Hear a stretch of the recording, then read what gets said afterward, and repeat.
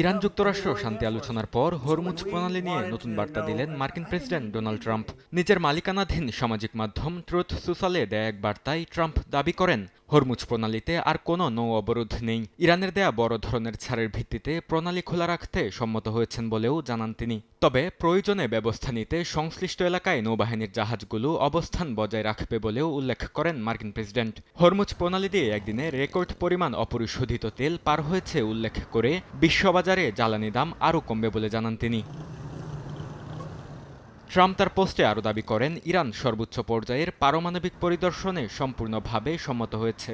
Tehran এই শর্ত মেনে না নিলে ভবিষ্যৎ কোনো আলোচনাই সম্ভব হতো না বলেও দাবি করেন তিনি। যদিও এ বিষয়ে ইরানের পক্ষ থেকে তাৎক্ষণিকভাবে কোনো মন্তব্য পাওয়া যায়নি। একই সঙ্গে ইরানের জন্য ছাড় করা অর্থ দিয়ে কেবল যুক্তরাষ্ট্র থেকে খাদ্য ও চিকিৎসা সামগ্রী কেনার ক্ষেত্রেই ব্যবহার করা যাবে বলে জানান তিনি। এদিকে সরকারি সফরে পাকিস্তানে পৌঁছেছেন ইরানের প্রেসিডেন্ট মাসুদ পেজেশকিয়ান।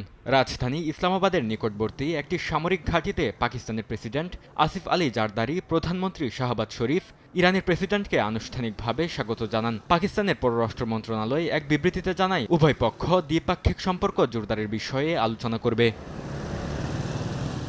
বরকতুল্লাহ, সময় সংবাদ।